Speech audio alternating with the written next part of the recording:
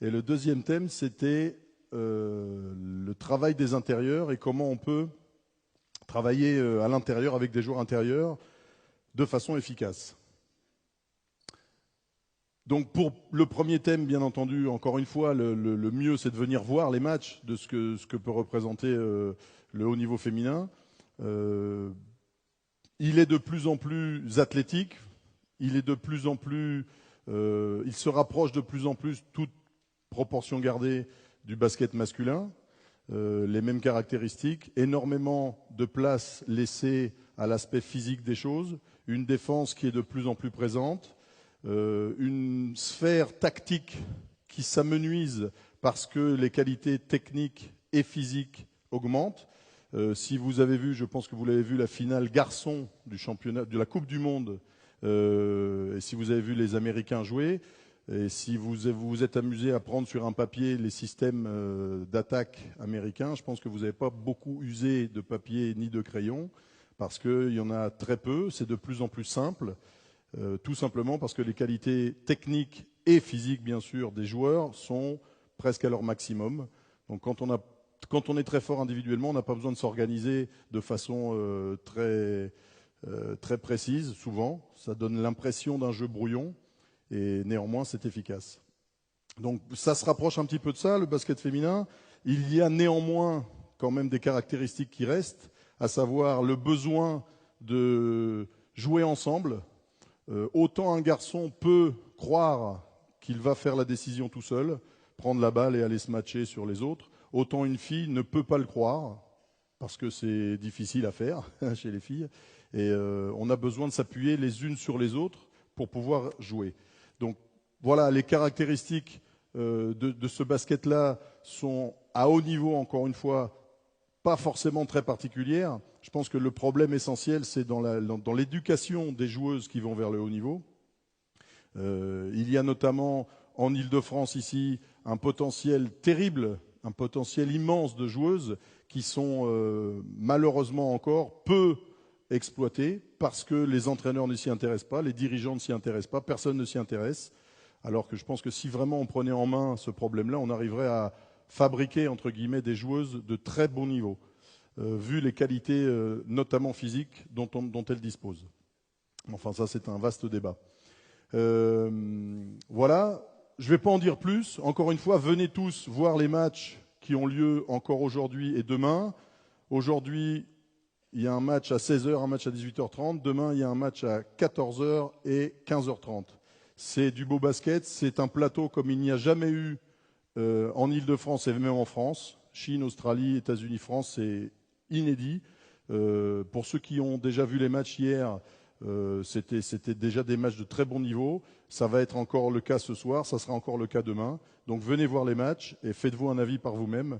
On disait avec un collègue tout à l'heure que c'est vraiment un basket très particulier qui ne ressemble pas du tout au basket des clubs. Le basket international où les 12 meilleures joueuses d'une nation sont regroupées n'est pas du tout le même que celui d'un club, même d'Euroleague, où il n'y a pas que des très bons joueurs. Il y a des joueurs qui sont là, c'est vraiment le top du top dans chaque poste. Et c'est vraiment un basket particulier. Par exemple, c'est un basket où on peut se permettre de faire jouer des joueurs ou des joueuses très peu de temps. On peut tourner, ce qu'on essaye de faire avec l'équipe de France un petit peu. C'est-à-dire on reste 3, 4, 5 minutes et il y a quelqu'un d'autre qui prend la place, entre autres choses. Voilà, j'en dis pas plus parce que j'ai pas envie d'en dire plus. Bonjour messieurs. Qui joue intérieur ? Les autres, pouvez aller vous asseoir. Non, je rigole. Il me faudra pas forcément tout le monde en même temps, donc vous pouvez vous asseoir là-bas, et puis je prendrai les joueurs au fur et à mesure. Donc les intérieurs, il y en a de rôles, il y en a 1, 2, 3, c'est ça ? Allez vous asseoir, je vous appellerai au fur et à mesure. Alors, pour le jeu intérieur, ce que je voulais dire, c'était surtout que on se fait beaucoup d'idées compliquées sur le basket, et notamment sur les joueurs intérieurs, comme sur les autres d'ailleurs. L'entraîneur se complaît, d'une façon générale, à compliquer les choses. à compliquer les choses, alors que le jeu est très simple finalement. On revient à ce que je disais tout à l'heure sur le jeu américain. Finalement, le jeu est très simple. Si on respecte 3-4 principes, c'est très simple le basket. Évidemment, les choses les plus simples sont les plus difficiles à exécuter, notamment à haute vitesse et notamment quand la pression défensive est très haute. Faire une passe à 5 contre 0 entre deux arrières, c'est facile. S'il y a une forte défense sur le porteur de balle et une forte défense sur celui qui doit recevoir la balle, c'est beaucoup plus compliqué. Et c'est ça, en fait, s'il y a un secret, le secret de la réussite, c'est réussir à faire des choses simples avec une très forte pression défensive et à haute vitesse. Si on arrive à faire ça, on joue au basket sans problème. L'organisation générale d'un joueur intérieur, enfin, du jeu intérieur nécessite de la taille, bien évidemment, nécessite du calme, ce qui est difficile quand il y a une forte pression défensive, et nécessite, ça coûte cher, ça a un prix, P-R-I-X. P comme positionnement, il faut savoir se positionner, R comme relation, I comme qualité individuelle, et X comme facteur X, on en parlera après. Donc pour P déjà, pour le positionnement, il m'en faudrait 2 joueurs intérieurs, s'il vous plaît. Merci. Alors, je ne sais pas s'il y a une corde. Elle n'est pas arrivée, la corde. Je voulais avoir une corde pour les pendre, mais elle n'y est pas. Si, elle y est. Merveilleux. Très bien. Voilà. Alors, super. Tiens, tu vas mettre ça autour de ton buste. Tu vas faire un nœud. Là, comme ça. Vas-y, fais un nœud. Tu sais faire un nœud quand même. Je sais bien que tu es joueur intérieur, mais enfin quand même. Tu sais faire un nœud quand même. Non? Un nœud. Un nœud. T'en as un nœud? Voilà, très bien. Très bien. Et viens. Non, mais reste là. Voilà. Et tu fais la même chose aussi, toi. Rapproche-toi un peu. Voilà. Voilà, la distance entre ces deux joueurs-là, un nœud aussi, pareil. Un peu de McDo quand même là, non? Hein? Oui. Vas-y, un nœud. Ah oui, c'est les joueurs intérieurs quand même. Voilà, ça c'est un des problèmes.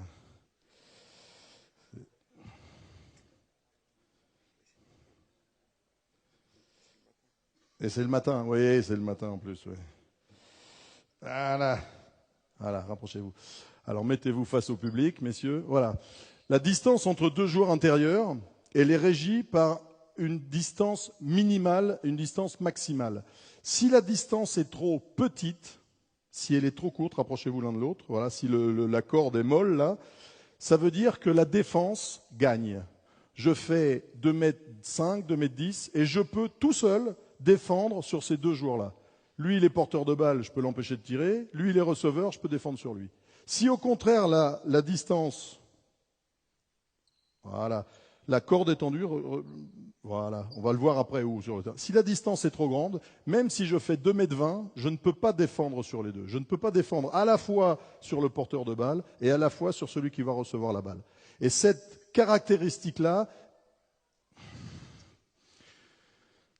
beaucoup de patience avec le jeu intérieur. Enlève. Beaucoup de patience avec les joueurs intérieurs, parce qu'ils mettent plus longtemps que les autres à devenir des joueurs, ce qui est normal. On va en parler tout à l'heure aussi. Le problème de nœud, c'est toujours la même chose, on revient toujours au même problème, c'est le nœud qui pose problème. C'est un grand classique. Ça dépend de l'âge, oui, c'est vrai. C'est vrai qu'à partir d'un certain âge, bon, certains ne me contrediront pas. Voilà. Bon. Donc, cette distance-là, il faut qu'elle soit respectée. Mettez-vous tous les deux postes bas. Voilà. Alors, toi, tu es face là-bas, par exemple. Face la balle à la balle. Ici, en poste médian. Passe par-dessus le truc. Là, face à la balle qui est là. Voilà. Et toi, tu es à l'opposé. Voilà.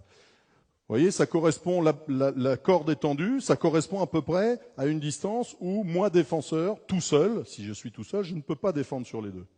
De la même façon, mettez un poste haut, mets-toi sous le cercle en position de demandeur de balle, là tu demandes la balle, tac, voilà.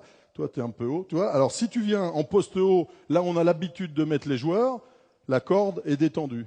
Ici, je peux défendre sur les deux sans problème. Ce qui veut dire que lorsque je prends position sous le cercle avec un défenseur, je suis à peu près dans le cercle, le demi-cercle ici, moi en haut, il faut que je sois là, en haut du demi-cercle. Parce que c'est difficile. On va voir après les relations qu'il peut y avoir. Mais déjà, il faut respecter ça. Ça veut dire que lorsque je suis joueur intérieur, je ne suis pas collé à la ligne de lancer franc. Je ne suis pas ici, je suis toujours ici. Et on va voir ensuite quels sont les types de relations qu'on peut avoir. Lorsque je suis dans une position short corner, c'est-à-dire une position à mi-chemin entre la raquette et la ligne de touche, un peu, voilà. Et que mon partenaire, à ce moment-là, est en tête de raquette, à ce moment-là, oui, il peut se rapprocher un petit peu, parce que la distance est respectée. Alors il peut être ici, il peut être ici, il peut être de temps en temps ici, pourquoi pas. On va voir que tant que cette ligne est tendue et que cette distance est respectée, on peut jouer ensemble. Ça, c'est quelque chose qui, chez les jeunes joueurs, est difficile à comprendre. Souvent, ils se retrouvent toujours dans des situations où ils sont trop proches l'un de l'autre et on ne peut pas rentrer en relation l'un avec l'autre parce qu'on est à côté. Je ne parle pas évidemment, venez tous les deux, bien, je ne parle pas évidemment de certaines, toi à l'extérieur, toi mets-toi à côté, de certaines organisations tactiques où on les met d'emblée collés l'un à l'autre. Ça, c'est autre chose.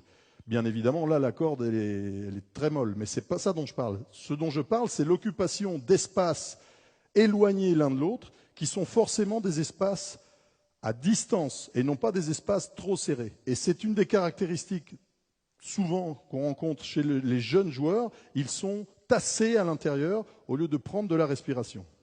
Voilà pour le positionnement. Alors, quelles sont les grandes positions qu'on peut avoir? On les a montrées de façon très, très fugace. En général, lorsque il y en a un à l'opposé et qu'il y en a un ici, la position face à moi j'ai la balle. Voilà. La position la plus efficace, c'est celle qui est en milieu de raquette. Le point de repère est facile, c'est le pot de peinture qu'il y a ici, que tout le monde connaît, et qui donne un point de repère facile aux joueurs. C'est-à-dire que lorsque je suis ici et que je reçois éventuellement la balle, il y a une balle quelque part de basketball. Ah, il n'y a pas de balle. Je sens ballon, super. S'il y a une balle quand même, elle arrive, elle arrive. Juste une, hein, on n'a pas besoin de plus. Ça va les gars? Cool. Joueur extérieur, ils dorment, c'est bien. C'est dur, hein? Ouais, oui. Monte un peu, monte un peu. Monte un peu. Merci. Donc, lorsque je reçois la balle ici, monte un petit peu, voilà. Je peux soit choisir de jouer vers l'intérieur parce que la défense est faite de telle façon que la voie est bouchée là-bas et puis je viens jouer ici, soit, mets-toi ici toujours, soit choisir de jouer vers la ligne de fond. On verra ça après dans les relations. Donc, il faut que je prenne une position médiane, plutôt haute, et plutôt dans l'axe du passage. Le passage entre l'aile et l'intérieur est régi lui aussi par des règles que vous connaissez normalement. Prolongement de la ligne des lancers francs, et puis 45 degrés par rapport au panier. Donc ici, en général, moi je suis ailier et je donne la balle d'un côté ou de l'autre. On va y revenir tout à l'heure. Pour ce qui concerne la cible que doit constituer un joueur intérieur, là, je vais prendre du matériel pédagogique. Voilà, attention, pousse-toi. Voilà. Donne la balle. Même le plus abruti des joueurs extérieurs, et Dieu sait s'il y en a, bon, c'est méchant et c'est gratuit, mais ça fait rire. Qu'est-ce que tu veux, ça? Même le plus abruti peut réussir à faire une passe dans une cible qui est face à lui. Mets la cible de profil par rapport à moi, s'il te plaît. De profil par rapport à moi. Voilà, avance le pied, là, avance le pied. Encore. Il faut que je voie juste la tranche. Voilà, encore un peu. Voilà. Même le plus éminents des passeurs extérieurs aura beaucoup de difficultés à faire la passe là, sur la tranche du joueur. Pourquoi? Parce que, et c'est ce qui se passe souvent, parce qu'on doit offrir, le joueur intérieur doit offrir au passeur la cible la plus grande possible, la plus stable possible. Si jamais je suis fuyant comme ça, là, c'est très difficile de donner la balle. Quand est-ce qu'on voit cette position? On la voit par exemple lorsque, vous pouvez enlever le nœud. Alors là, enlever le nœud, ça va être une autre étape, là, on va rigoler aussi. Non? Mieux. Ah, c'est un nœud dur, c'est un nœud. Tu n'y arrives pas. Alors tu vois, regardez une solution, lève les bras, voilà, bien joué. Ça nous dit quoi, nous? Oui, voilà. Mesdames, messieurs, bravo. Tenez. Donc ça arrive quand? Viens en défense. Donc le blanc attaque, le bleu défend. Lorsque le bleu passe devant le blanc. Voilà. Lorsqu'il passe devant et qu'il conteste la passe qui arrive d'ici. La passe qui arrive d'ici. Et souvent, ce que font les joueurs, c'est que, au lieu d'avancer ce pied-là, ils le reculent. Et ils demandent la balle, là, par au-dessus, là. Et moi, passeur, je vois la tranche que je vous ai montrée tout à l'heure. C'est très difficile de donner la balle, là. Extrêmement difficile. Alors qu'au contraire, si tu me présentes le plat, voilà, le plat d'ici, en avançant ce pied-là vers le ballon, là, même si je suis abruti, j'arrive à lui donner la balle. C'est très facile pour moi. Alors c'est la même chose si par hasard, dans les aléas du jeu, la défense est de l'autre côté. En contestation de l'autre côté, voilà, avec un bras devant, c'est exactement le même problème. Si jamais je bascule et je fais ça encore, voilà, moi je peux pas donner la balle. Alors peut-être que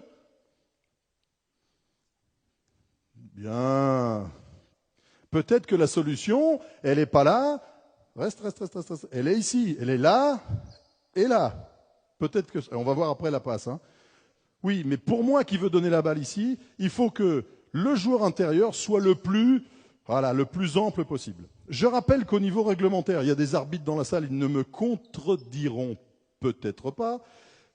J'ai le droit de tenir l'adversaire avec mon avant-bras sans lui donner des coups. J'ai le droit de poser mon avant-bras sur lui, vas-y, voilà, et appuie-toi sur lui, toi, voilà, et de résister. Ça, c'est une des choses les plus difficiles à faire, surtout, voilà.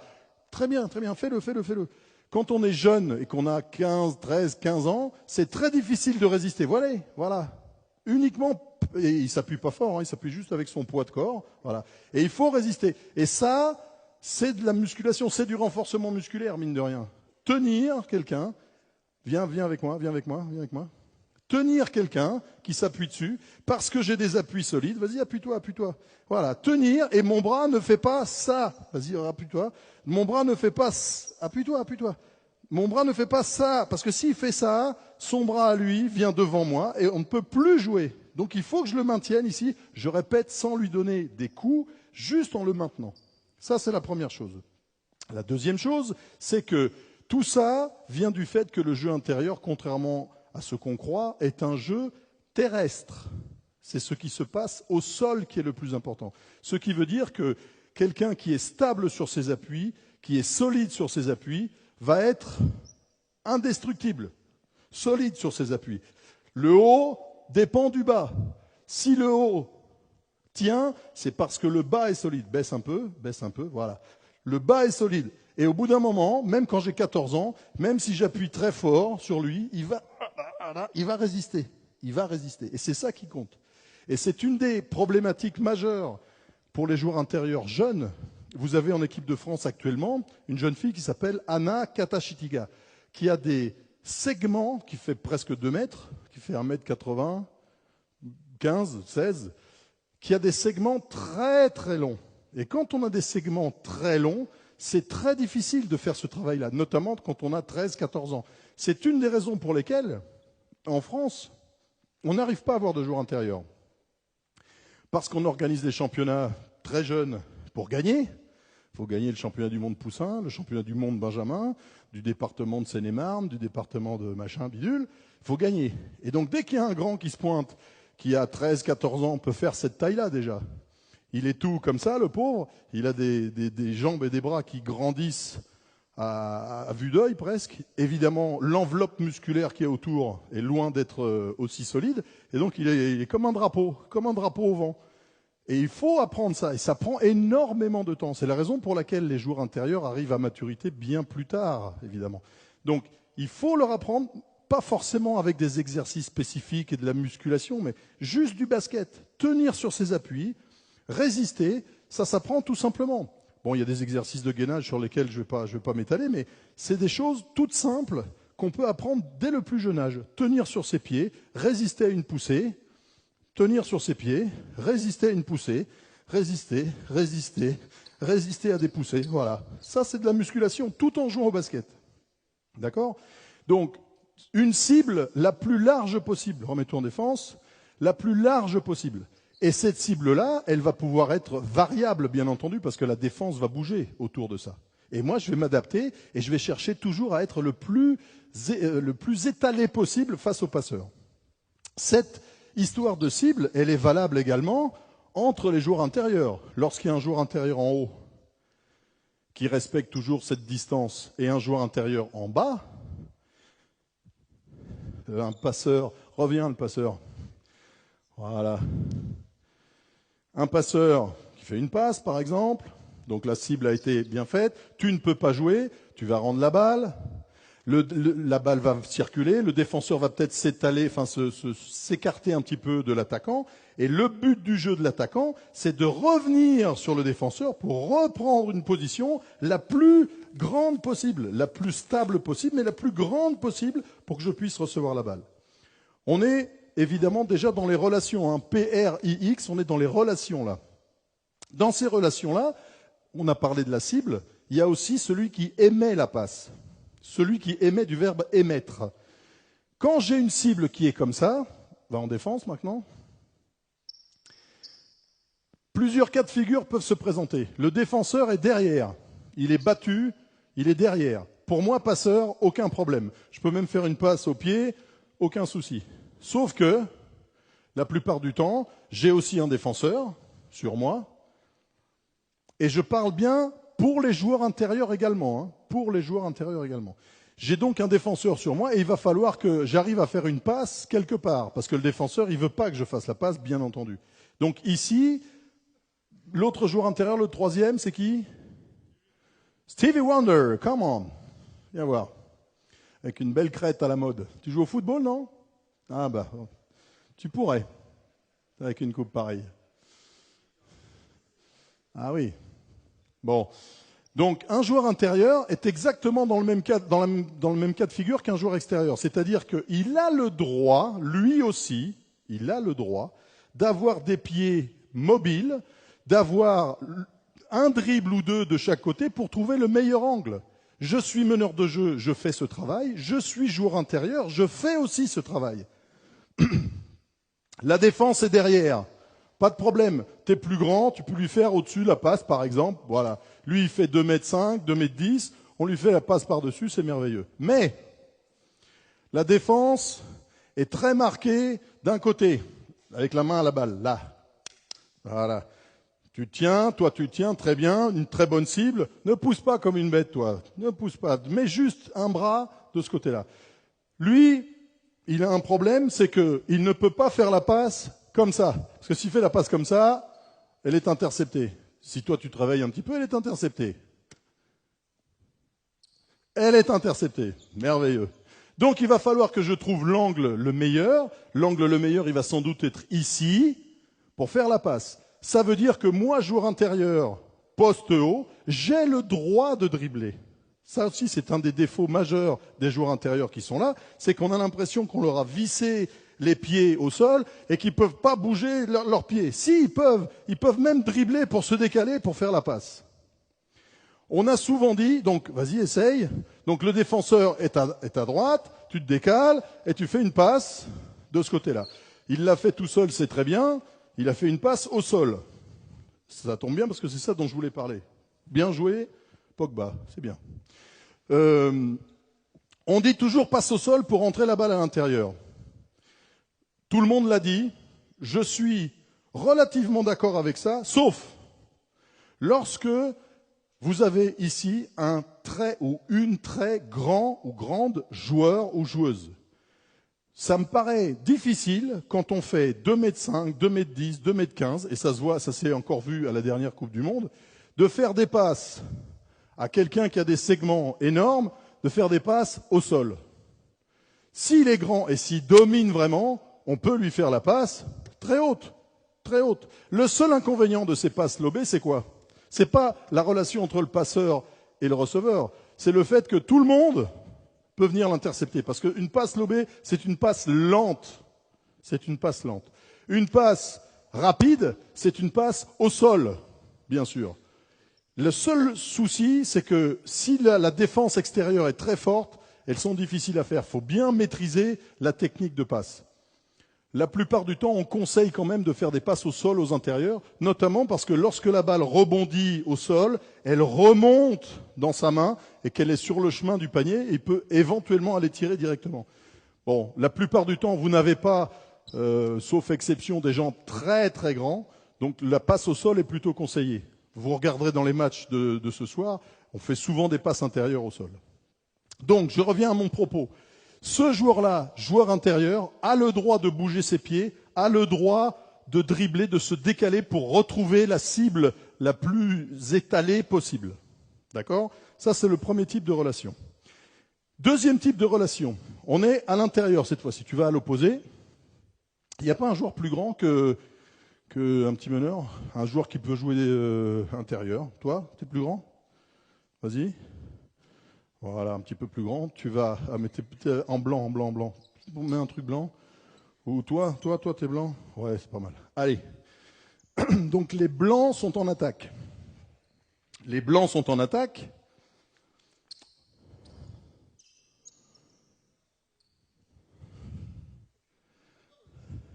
En bas, wesh, en bas, ouais, yo. En attaque. T'es joueur intérieur, là. Même si ça t'arrive jamais, t'es joueur intérieur. Voilà. Dans le cas de deux joueurs intérieurs bas, on est toujours dans les relations. Les relations entre intérieurs sont souvent commandées par des principes de balancier ou de rotation inversée. C'est-à-dire que lorsqu'il y a rotation d'un côté du bas vers le haut, enfin du haut vers le bas, pardon, à l'opposé, on va du bas vers le haut. Une rotation comme s'il y avait un axe central et qu'on tournait autour de cet axe. Exemple, je donne la balle intérieure ici. Remonte un petit peu, voilà. Je donne la balle ici. Lorsque je joue, balle sous le bras, je joue en dribble vers l'intérieur ici. Mon boulot à l'opposé, c'est quoi? Oui, t'es vraiment extérieur toi. Hein? Mon boulot à l'opposé, je te remplace 2 secondes. Mon boulot à l'opposé, parce que j'obéis à ce principe de rotation, lorsqu'il va vers l'intérieur, mon boulot, c'est de venir donner une solution de tir sous le cercle, une solution de passe, sous le cercle. Il peut l'utiliser ou il peut ne pas l'utiliser, mais je tourne à l'envers de ce qu'il fait. Je viens ici, je donne une solution. Si au contraire, marche arrière, si au contraire il choisit de partir en dribble, balle sous le bras, vers le fond, mon boulot à moi, c'est de donner une solution plutôt vers le haut. Alors, encore une fois, il va la choisir ou pas, parce qu'il y a d'autres solutions de tir, mais je libère l'espace en fonction de ce qu'il choisit. Ça, c'est très important également dans les relations entre intérieurs. Il faut savoir où aller sans la balle. Celui qui a la balle est très important, mais celui qui n'a pas la balle doit savoir où aller pour ne pas gêner. Il y a d'autres solutions. Celle-ci me semble très importante, celle du principe de la rotation inversée. Je pars au fond, je donne une solution en haut. Je pars en haut, je donne une solution au fond. D'accord? Ça, c'est un point très important. De la même façon, lorsque mettez un poste haut et un poste bas, poste haut, tu es en blanc, tu es toujours en attaque, tu es toujours intérieur, tu n'as pas changé, tu as la balle. Toi, tu es en poste bas. Lorsque je pénètre, balle sous le bras, lorsque je choisis de pénétrer à l'opposé pour aller vers le cercle, balle sous le bras. Voilà, balle sous le bras. Balle sous le bras. Voilà, on revient ici. On fait semblant de dribbler, c'est pour le public, là, mais c'est pour pas faire de bruit avec le ballon. D'accord. Alors on y va, balle sous le bras. Lorsque je choisis de dribbler ici, évidemment la solution pour moi, c'est de donner une solution en haut. Là, peut-être que je vais aller au cercle, peut-être que je sais qu'il y a une solution. Ça peut être également, revenez en arrière, ça peut être également, remonte un peu, je choisis de dribbler cette fois-ci du côté du joueur intérieur. Oui, ça peut être ça, mais ça peut être quoi encore? Alors là, on a le choix. On a le choix soit de jouer cette solution-là, soit de plus en plus de s'écarter. Donc tu pénètres sous le bras, voilà, balle sous le bras, tu pénètres, tu fixes ce défenseur-là, et moi j'ai une solution de tir ici. Les joueurs intérieurs peuvent jouer comme les extérieurs. Ils peuvent le faire. Dès le plus jeune âge, ils peuvent tirer. Alors, toutes choses étant égales par ailleurs, hein, ce n'est pas une obligation, mais ils peuvent tirer à cette distance-là. Et ils peuvent partir en dribble du poste haut pour aller marquer. Ils peuvent le faire. Le tout, c'est de leur donner l'occasion. Par exemple, lorsque les deux entraîneurs d'une équipe s'entendent pour que leurs deux joueurs intérieurs jouent en même temps, ça peut arriver. Ça peut arriver. On se dit, voilà, ce match-là, quand je mets mon grand, tu mets le tien. Et ils jouent face à face. Et ils peuvent s'exprimer. C'est sûr que si, face à un joueur intérieur, débutant, grand, qui a des difficultés motrices, etc., on met le petit poilu qui est déjà comme ça, il peut pas s'exprimer, le grand. Et donc on dit, il est nul, donc va t'asseoir, et puis il va faire du rugby ou il va faire autre chose. Hein, c'est pour ça qu'on en perd beaucoup des jeunes, parce qu'on les fait pas jouer. Ça, c'est encore une fois un autre problème. Donc, toujours savoir où aller sans ballon lorsque le ballon fait quelque chose. C'est un peu la même chose. Remettez-vous en position basse. Lorsque, dans le jeu extérieur, je pénètre. Je peux pénétrer, même si ce n'est pas forcément un bon choix, je peux pénétrer vers lui. Il doit savoir où aller. Où est-ce que tu pourrais aller? Lorsque tu es en position médiane et que moi, joueur extérieur, je pénètre ici, tu vas où, toi? Alors, tu peux aller au poste, tu peux monter au poste. Toi, tu vas où? Tu peux t'écarter. Alors ça peut être une solution. Tu peux aller où encore? Tu peux monter aussi. Il y a d'autres solutions encore. Reprends ta place. C'est que tu peux prendre ma place. Remonte. Voilà. Lorsque je pénètre sur la ligne de fond, tu peux prendre ma place pas très loin, ici. Et ça me donne, moi, une solution de tir. Souvent, le défenseur ne sort pas sur ces joueurs-là, parce que le ballon est ici et il est en train d'aider. Et dès qu'on a la passe ici, on a un tir facile à 3-4 mètres d'un joueur qui peut marquer des paniers. Ça, c'est un des aspects qui arrive de plus en plus souvent maintenant avec le jeu entre guillemets moderne, des joueurs notamment numéro 4, ceux qui sont un petit peu dedans, un petit peu dehors, qui peuvent prendre des tirs à cette distance-là. Dans le magnifique jeu moderne de proie, on peut même trouver des tirs à 3 points avec des joueurs intérieurs. Je ne suis pas fan, mais bon, ça peut exister. D'accord? Donc pénétration, le joueur intérieur s'écarte, on lui file la balle, il a 2 secondes pour tirer, il met dedans. L'opposé, lorsque lui prend ma place, l'opposé fait quoi? Alors toi, tu es toujours loin, toi. Hein? Oui, là, où est-ce qu'encore? Si moi je pénètre ici, où est-ce qu'il faut que j'ai une solution? Voilà, il faut que j'ai une solution proche ici. Là-bas, il va y avoir une solution extérieure, il faut que j'ai une solution proche ici. Bref, je vais pas plus loin là-dessus, mais la conscience d'un certain nombre de déplacements en rapport avec le déplacement du ballon est très importante par les joueurs intérieurs, parce qu'ils vous donnent des solutions rapides et efficaces. Pour ce qui concerne, on va très vite toujours dans les relations, ensuite on ira dans le chapitre individuel, mais pour l'instant dans les relations. Des relations entre intérieurs, évidemment, on ne peut pas ne pas parler des écrans entre intérieurs. Pour ce qui concerne les écrans entre intérieurs, le même principe que tout à l'heure de distance reste le même, évidemment. Écran entre intérieurs, entre le joueur le plus proche du ballon, qui va faire un écran sur le joueur le plus éloigné. Alors stop, remets-toi en position. Le défenseur à l'opposé, il est où lorsque la balle est ici? Voilà, il est là. Il est en aide, il essaye de voir et le ballon et son joueur. Voilà, il est sur la ligne de passe, il utilise ses bras pour éventuellement intercepter la balle. Merveilleux, il est fort ce Pogba. Et il est attentif. Et évidemment, lui va choisir de faire un écran et on va essayer d'obéir au même principe que tout à l'heure de rotation inversée. Par exemple, s'il choisit de faire un écran en partant vers l'intérieur, et en proposant un écran épaule parallèle à la ligne de fond. Première solution. La solution de son partenaire, je te remplace 2 secondes, la solution de son partenaire qui voit qu'on lui propose un écran parallèle à la ligne de fond va être de faire semblant de venir demander la balle sous le cercle ici, ce qui va immédiatement provoquer chez son défenseur. Ouais, pas trop vite quand même parce que ça, voilà. Ce qui va immédiatement provoquer chez son défenseur une réaction. Je viens demander la balle ici, normalement le défenseur va m'empêcher de recevoir la balle. Et qui va me permettre, parce que mon partenaire est placé, de passer, de changer de vitesse déjà, d'aller à fond, de passer au ras de lui, toujours épaule contre épaule, et de venir chercher la balle très haut, très haut. Pourquoi très haut ? Parce qu'on respecte toujours le même principe de distance. Une fois que je suis ici, quel est ton boulot, toi, écran ? Voilà, sauf que c'est pas moi qui ai la balle, c'est qui a la balle ? Elle est toujours là. Alors peut-être qu'elle va m'arriver, mais en tout cas c'est ça. On le refait à vitesse moyenne lente.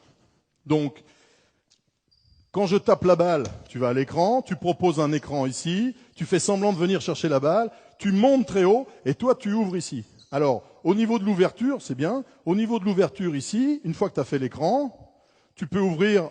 Alors, mets-toi en défense. Donc, toi, tu défends sur lui au départ. Vas-y, remets-toi. Remets-toi au début. Voilà, tu défends sur lui. Tu es comment en défense, par exemple ? Comme ça. Donc, s'il est comme ça, l'écran va... ah oui, bah, il va plutôt être comme ça. Donc, évidemment, son choix à lui peut dépendre un peu de la position du défenseur. Si le défenseur, il est comme ça va être difficile de lui proposer un écran là parce qu'il va se battre avec lui. Donc, imaginons que le défenseur, pour des raisons X ou Y, soit comme ça. Il va à l'écran.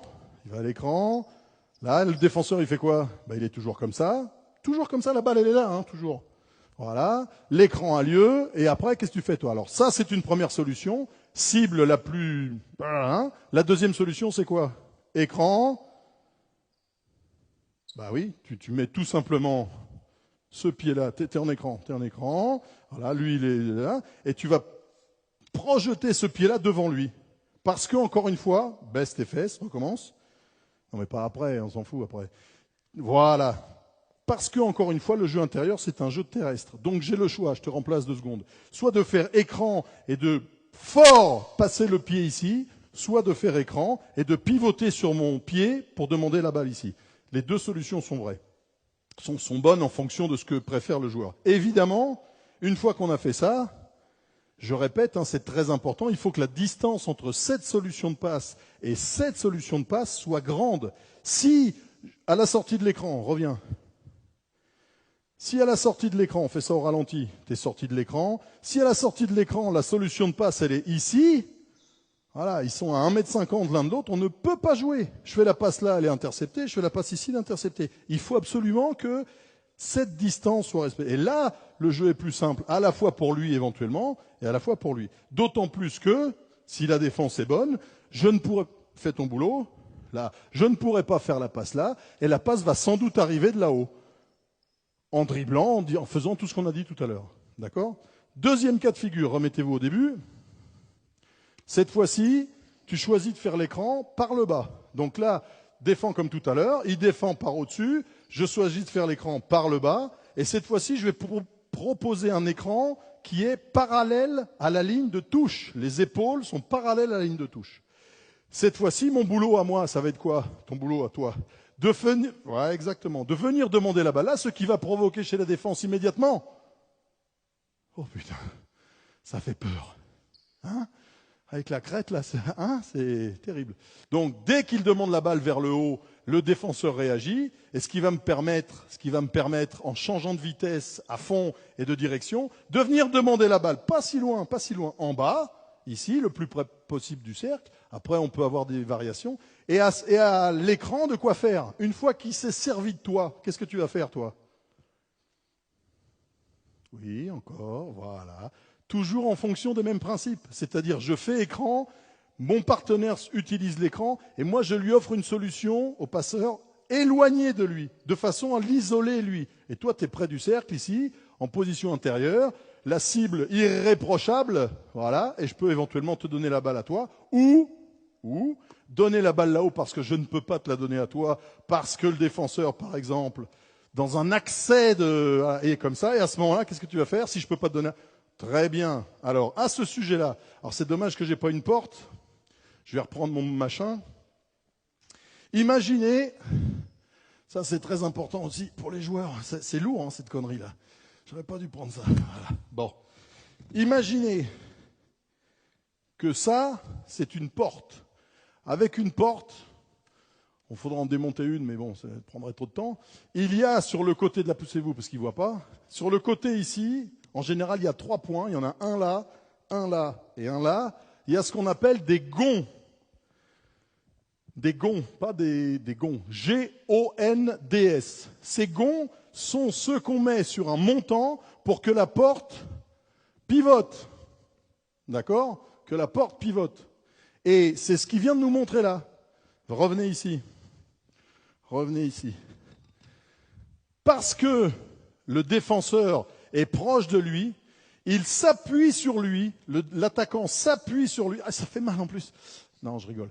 Le défenseur s'appuie sur lui pour tourner sur lui comme une porte sur ses gonds. Comme une porte sur ses gonds. C'est pour ça que l'attaquant a toujours intérêt à aller au contact du défenseur. Et le défenseur n'a jamais intérêt, ou en tout cas pas en permanence, à s'appuyer sur l'attaquant. C'est la raison pour laquelle tout ce qu'on voit comme défenseur à plus ou moins haut niveau, qui s'appuie, appuie-toi comme un... Attends, toi tu vas résister. Hein. Tu es derrière lui par exemple. Non, tu es derrière lui. Et tu t'appuies comme un fou sur lui. Voilà. Ça, pour moi, c'est une défense stupide. Parce qu'on donne l'occasion à l'attaquant, appuie-toi sur moi, de me servir de moi, défenseur, pour tourner sur moi. Ça ne veut pas dire qu'il faut de temps en temps avoir du contact. Ça veut dire que ce contact doit être épisodique et non pas permanent. Parce que s'il est permanent, je te remplace. S'il est permanent, colle-moi, voilà. S'il est permanent, c'est super facile pour moi de tourner dessus. C'est super facile, dans un sens comme dans l'autre. Colle-moi par ici, de ce côté-là. C'est super facile de tourner sur lui, parce que j'ai un appui. Si au contraire, et je ne sais pas si vous avez vu un match, je crois que c'est France-Espagne. Qui l'a vu? Tu l'as vu? Quand le gars s'est cassé la gueule. Il est parti. Parce que il était tellement habitué à s'appuyer que le défenseur, je ne sais plus qui c'était le défenseur, l'ingénieur de la défense, Florent Pietrus, eh ben, il s'est tout simplement évanoui. Et moi qui étais habitué à m'appuyer dessus, boum, je me suis cassé la gueule. Ça, c'est super bien joué en défense. Ça veut dire que de temps en temps, il faut résister et de temps en temps, il faut s'enlever. Si vous restez en permanence collé, moi, je me sers de vous comme une porte qui se sert de ses gonds. Et je suis ici, là, et hop, et je tourne et je viens ici et je reçois la balle et je marque 2 points. D'accord? Donc, apprendre aux joueurs aussi à ne pas coller en permanence et ne pas faire les images NBA qu'on voit à longueur de journée, résiste. Où le défenseur, il est comme ça, le défenseur, là. Il est comme ça tout le temps. C'est une connerie. D'autant plus que réglementairement, tout ce qui est au-dessus, enfin, au-delà de mes appuis, c'est une faute. Je peux, bien sûr moi, je peux résister à quelqu'un à condition que mon bras soit à la verticale de mes pieds. Si mon bras, il est 20, 30, 40 cm en avant de mes pieds, c'est une faute. Et c'est une stupidité en plus. Petite précision. Retourne. Donc, écran. Il m'a donné une solution, j'ai la balle. Lui, après l'écran, il est monté très haut. Et là, j'ai une solution de tir. Si jamais je ne peux pas lui faire la passe monte. Et là, tu vas te servir de ce qu'on a vu tout à l'heure. C'est-à-dire, là, tu es un peu bas. Voilà. Tu vas pivoter sur lui, le maintenir, surtout pas avancer trop. Le maintenir, et ne partir qu'au dernier moment. Une fois que tu as pris cette position-là, il faut partir au dernier moment. Le temps que la balle arrive, soit en haut, soit en bas, tu le maintiens, lui. Parce que si tu avances, qu'est-ce qu'il fait, lui? Eh bien, il vient avec toi. Et donc, la balle, eh ben, elle n'arrive jamais. Donc, je pivote et je le maintiens là. Voilà, oui, enfin, c'est bon. Hein, je le maintiens jusqu'à ce que la balle soit arrivée pour aller marquer. Très important, ça, dans le cadre des relations. Donc, on va le refaire une fois. Revenez au début. Donc, tu choisis en fonction. Alors, toi, tu défends cool, enfin, comme d'habitude. Non, tu es un bon défenseur, toi. C'est vrai? Oui, d'accord. Donc, en fonction de la défense, tu vas choisir d'aller soit faire un écran dans ce sens-là, soit faire un écran en dessus. En fonction de ce que tu vois, toi, s'il vient comme ça, tu sais ce que tu as à faire, épaule par la ligne de fond. S'il vient épaule par la ligne de touche, tu sais ce que tu as à faire. Et une fois que tu choisis ce que tu as à choisir et que tu as à faire ce que tu as à faire, le principe numéro 1, c'est large, l'un par rapport à l'autre, pas serré. On y va? On fait 2-3 fois. Allez, go! Vas-y. On recommence. Vas-y.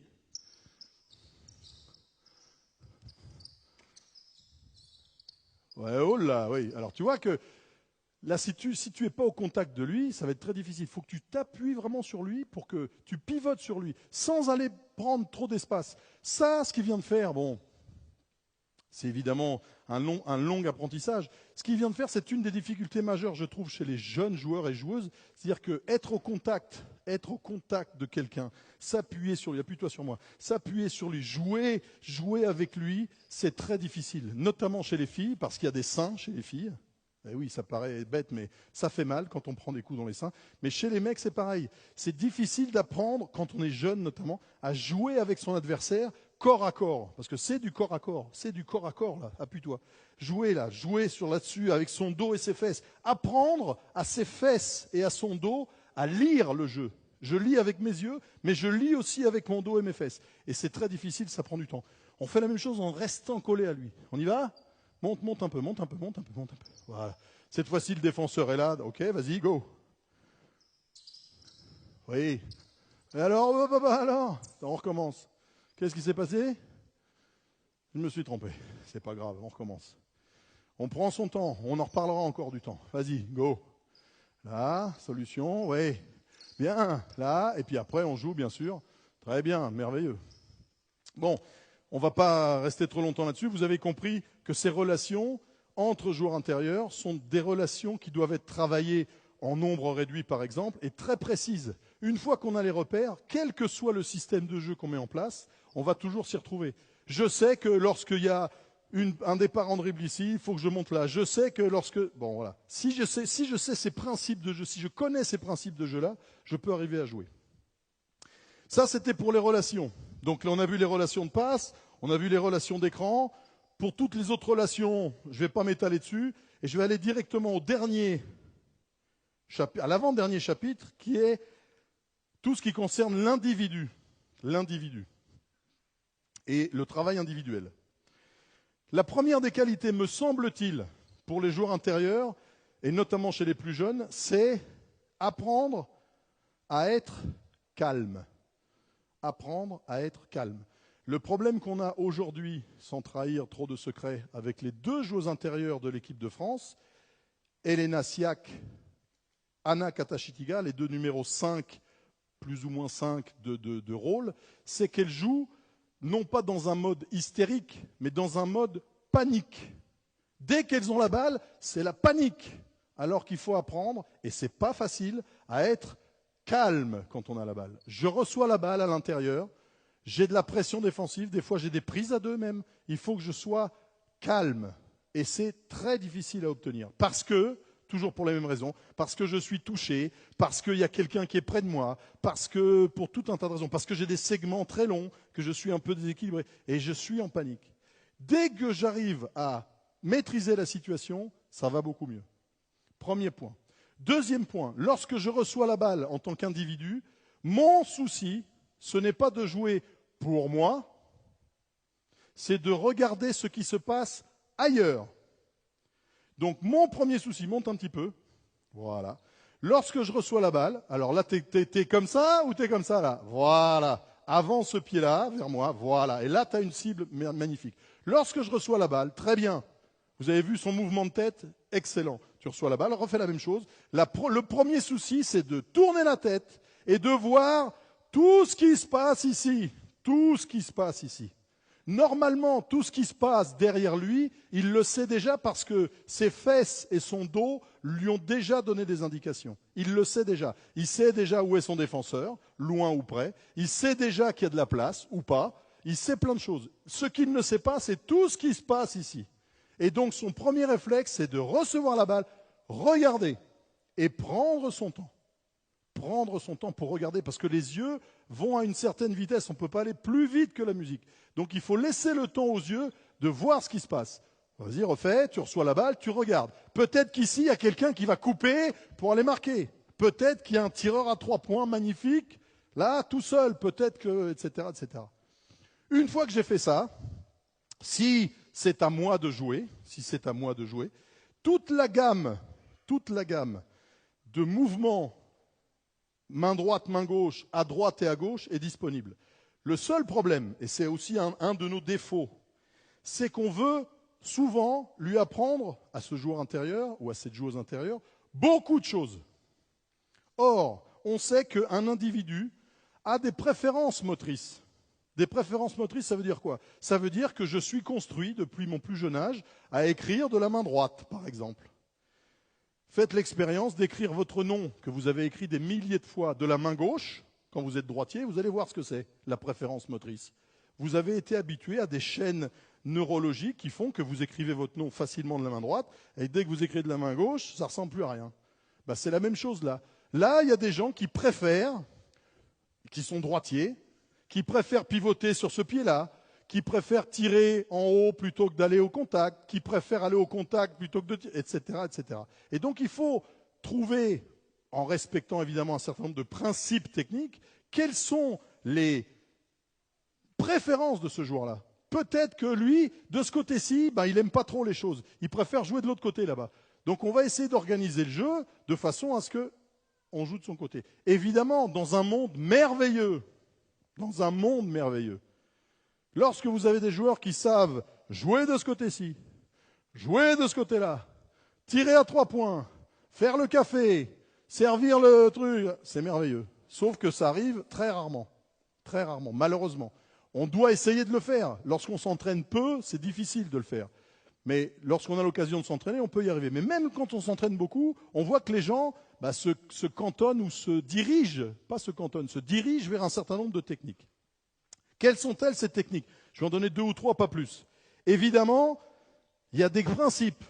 Un des principes me semble être que c'est plus facile. Tu vas sortir un petit peu. Tu vas venir à sa place. Mets-toi là aussi, toi. On va venir après. Toujours en truc. Voilà. Tu vas sortir aussi. Mets-toi là-bas. On a juste besoin de lui.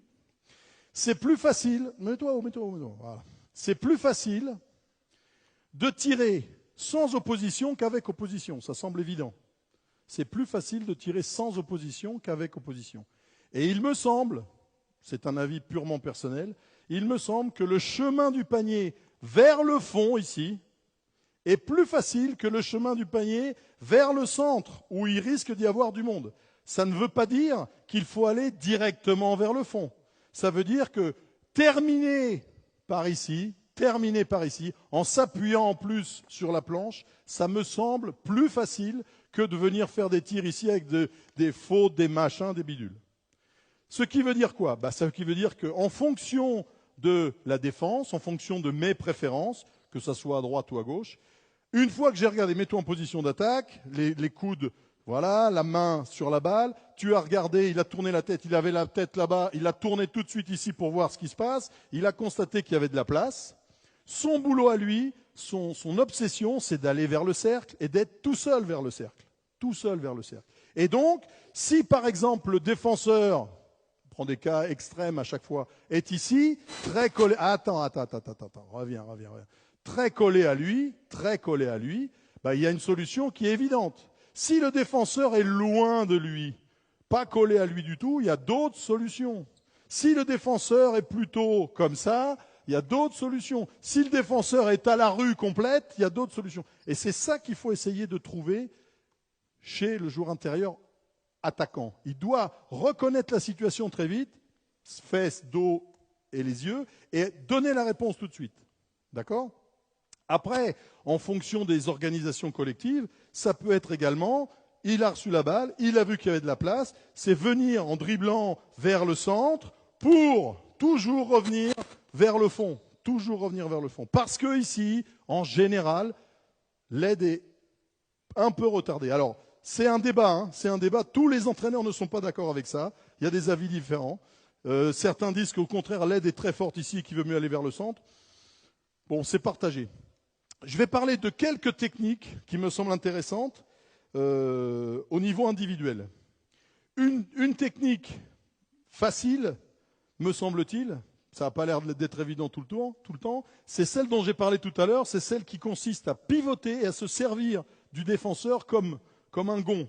Lorsque le défenseur est très proche. Alors, ça ne peut se faire que lorsque ce pied-là, le pied extérieur, il est plutôt proche de la ligne. S'il est plutôt comme ça. S'il est très avancé, c'est plutôt difficile à faire. S'il est proche de la ligne, et si, il y a deux si, le défenseur est très collé à lui, il y a une solution magnifique que les joueurs... Que les joueurs... C'est moi qui fais bzip-zip là ? Non. Que les joueurs, notamment slaves et des pays de l'Est, maîtrisent à la perfection, c'est une sorte de reverse avec un pivot sur le talon de ce pied-là. Reverse avec un pivot sur le talon de ce pied-là. Le but du jeu, c'est que cette main-là, la main extérieure, envoie la balle derrière le défenseur. Je suis tellement collé à lui qu'il va envoyer la balle... Oui, c'est moi qui fais bip-bip quand je me rapproche de toi. Qui va envoyer la balle avec cette main-là derrière moi. Et qui va pivoter... Reviens. Qu'il va pivoter, baisse tes fesses un peu, voilà, qu'il va pivoter sur le talon de ce pied-là. Pourquoi sur le talon? Parce que ça va plus vite. Si on pivote sur le pied, sur le plat du pied, c'est difficile de tourner. Si on pivote sur le talon, ça va plus vite. Donc il va pivoter sur le talon et envoyer la balle derrière moi pour aller courir derrière après. Vas-y, fais-le à vide. Non. C'est pas bouger le pied, c'est pivoter sur le pied. Parce que je suis près de toi, et que si tu pivotes sur le pied, je ne peux plus rien faire après. Tu as gagné la place. Mets la balle là-bas. Voilà, là je suis derrière toi déjà. Donc ça donne, recommence. Ça, si vous regardez les joueurs de très haut niveau, certains le font. Là, baisse tes fesses un peu. Oh là, pas si haut. Recommence. Baisse les fesses au départ. Oui, alors, le reverse, il a lieu. Je vais me mettre en attaque, tu vas me mettre en défense. Le reverse, il n'a pas lieu très haut, parce que si tu es très haut, ça n'a aucune efficacité. Il a lieu très bas. Et je pivote en mettant la balle loin derrière et en pivotant sur mon pied. Loin derrière en pivotant sur mon pied. Et j'ai l'accès au ballon. Alors, je peux être plus ou moins haut. Lorsque je suis collé à toi, je sais que je suis collé à toi, j'ai regardé là-bas et je vais pivoter très vite ici pour aller tirer. C'est quelque chose qui peut être très efficace, qu'on fait très peu, qu'on voit très peu. C'est quelque chose qui est extrêmement efficace parce qu'une fois qu'on est passé derrière l'attaquant, c'est fini. Ça, c'est une première technique qui me plaît bien personnellement, parce que lorsque le joueur le maîtrise, Elena Siak, si vous venez la voir cet après-midi ou demain, arrive à le placer de temps en temps. Ça, c'est une première technique. Deuxième chapitre que je voulais aborder avant d'arrêter, dans quelques instants, c'est que les joueurs intérieurs sont obligés, par nécessité, d'apprendre à faire des feintes. Si on ne peut pas faire de feintes, on ne peut pas jouer à l'intérieur. Feinte au départ, feinte à l'arrivée, feinte entre les deux, feinte de passe, feinte de tir. Si on ne sait pas faire ça dès le départ de mon apprentissage, dos au panier, je ne peux pas jouer. Ce qui veut dire qu'encore une fois, en fonction de la position du défenseur, je vais peut-être, par exemple, venir la tirer vers le centre, en dribble, faire une feinte de tir, en pivotant ici, mon pied de pivot est ici, faire une feinte de tir, repasser sous le défenseur et venir tirer. Refais-le à vitesse réelle, sur un ou deux dribbles. Fin de tir, repasser derrière, sans marcher, bien sûr. Je n'ai pas vu s'il avait marché. Il n'a pas marché? Très bien. Il n'a pas marché? Bon, ça va, vas-y encore. Là, feinte, pivoter. Bon, évidemment, à droite et à gauche. T'es gaucher, t'es droitier? Merveilleux. Main gauche, merveilleux. Donc ça, évidemment, ça, lorsqu'on est ici et qu'on reçoit la balle directement, on peut le faire sans dribble, ce qui est encore mieux parce que personne ne va vous piquer la balle. Donc je reçois la balle, je fais une feinte éventuellement d'un côté, une feinte d'un côté, feinte de l'autre. Non, attends. On la même chose, recommence. Feinte d'un côté, en me montrant la balle, parce que moi je suis attiré par la balle, donc tu me montres la balle. Non. Mets-toi en défense. Je reçois la balle, feinte d'un côté, sans bouger les pieds. J'ai pas bougé les pieds encore. Je te montre la balle. Qu'est-ce que tu fais, toi? Attiré par la balle. Je me retourne, feinte de tir. Qu'est-ce que tu fais? Tu vas monter et tu pivotes et tu vas tirer. Refais-le. Donc montre-moi la balle. Là, fin de tir et tirer. Ok? Du côté droit et du côté gauche, bien entendu. Ligne de fond, la même chose. Donc, pour des raisons de jeu, je pars vers la ligne de fond. Je pars vers la ligne de fond. Je vais faire semblant de tirer ici. Alors avec les deux mains, parce qu'avec une seule main, ici. Je monte ici. Tu repars dans l'autre sens. Oula, oui. Alors attends. Je pars ici. Dribble. Fin de tir. Alors plus près ici. Fin de tir. Je repars dans l'autre sens. Crochet. On va voir si tu y arrives ça. Par exemple, bon, etc., etc. Tout ce qui concerne les feintes de tir et les feintes de passe sont excessivement importantes pour les joueurs intérieurs. Évidemment, encore une fois, les joueurs ont des préférences. C'est-à-dire que peut-être que ce joueur-là va être plus à l'aise ici. Il va être plus à l'aise ici pour jouer parce qu'il est droitier, parce qu'il a un pied de préférence, etc. Peu importe. Ce qui compte, c'est qu'on lui trouve une ou deux techniques ici, une ou deux techniques ici, et un tir en tête de raquette. Pour moi, un joueur intérieur efficace, c'est ça. Quelqu'un qui est capable de mettre des paniers à la périphérie, 3-4 mètres, poste haut, et quelqu'un qui a un ou deux mouvements là, ou trois, un ou deux mouvements ici. S'il a déjà ça, c'est un joueur intérieur qui pourrait être utilisé sans problème. Dernier point, les tirs qui ont lieu près du cercle, peu importe l'opposition, me semble, sauf cas de différence de taille énorme, me semble plus intéressant à faire avec la planche que sans la planche. C'est-à-dire que, quel que soit le travail que j'ai fait, je m'appuie sur la planche pour tirer. Là aussi, il y a contestation, il y a des avis différents. Certains préfèrent tirer directement dans le cercle, après avoir fait leur travail d'appui, et tirer en lâchant la balle très haut et la mettant directement dans le cercle. Personnellement, je préfère m'appuyer toujours sur le cercle, ne serait-ce que pour des raisons réglementaires. Vous connaissez la règle, dès que la balle touche le panneau, s'il y a jamais un chassé de quelque chose, le panier est accordé. Alors que si on lâche la balle directement dans le cercle, on peut toujours s'exposer à un contre et puis ne pas avoir le panier réussi. Donc je fais mon travail et à la fin, parce que je choisis le chemin où il y a le moins d'aide, je m'appuie sur la planche pour aller tirer et pour aller marquer. Bon, je ne m'étale pas encore une fois trop longtemps là-dessus.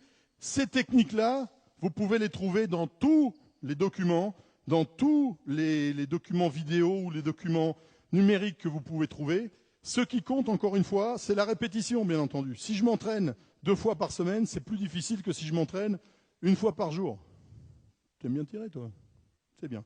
Plus on s'entraîne à faire des gestes et à les réussir, plus, évidemment, plus ça marche. On a vu le P, on a vu le R, on a vu le I. Il reste le facteur X. Le facteur X, c'est quoi? Le facteur X, c'est que si je suis joueur intérieur, et j'en terminerai là-dessus, et que, pour des raisons qui m'appartiennent encore une fois, je n'ai pas cette agressivité, cette férocité, cette envie de dominer près du cercle, je ne peux pas jouer. On a tous dans la tête des exemples de joueurs grands, rapides, adroits, mais qui, dès qu'ils s'approchent de la zone bleue, là, n'ont plus aucune efficacité. Pour moi, le fait d'être apte à subir le contact, le fait d'être apte à prendre des coups sans que ça me fasse mal, à la tête notamment, c'est une des qualités premières du joueur intérieur. S'il n'y a pas cette qualité-là, qui se matérialise par exemple au rebond, il y a des joueurs, l'exemple le plus spectaculaire, c'est celui de Rodman, le mec avec les cheveux de toutes les couleurs, là, qui faisait 2 mètres, qui était meilleur rebondeur. Cette qualité d'agressivité au bon sens du terme, d'être placé toujours au bon endroit, de vouloir la balle, ça me semble être la qualité première d'un joueur intérieur. Si vous avez un joueur grand, à droite, ce que vous voulez, mais qui joue ici, bah, c'est pas un joueur intérieur, c'est un joueur extérieur de grande taille. Mais c'est pas un joueur intérieur. Un joueur intérieur, c'est là, avant toute chose. Ça veut pas dire que de temps en temps, il peut pas s'écarter pour tirer. Regardez bien. T'es prêt? Vas-y, tire.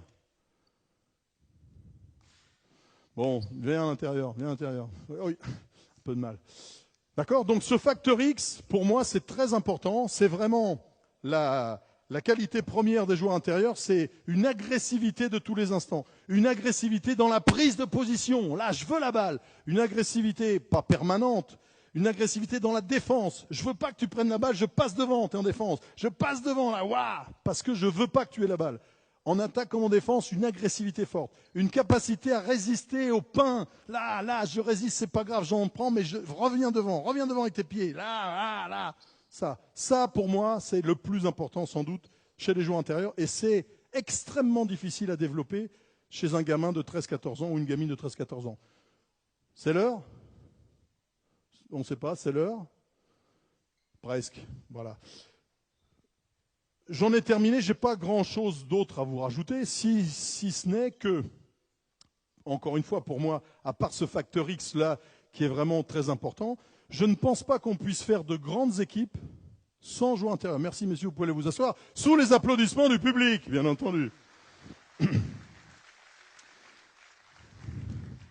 Je ne pense pas qu'il puisse y avoir de grandes équipes sans joueurs intérieurs. Le grand débat, c'est d'en avoir 5 ou 6, ou 4, ou 3, ou pas du tout. Je pense par exemple que quand je dis joueur intérieur, c'est plus jeu intérieur. On a l'exemple de la Pro A chez nous, qui est une division avec peu de jeu intérieur au sens où je l'entends. Le basket slave représente du jeu intérieur. L'Euroleague, il y a des joueurs intérieurs qui jouent ici, là. Ils jouent là.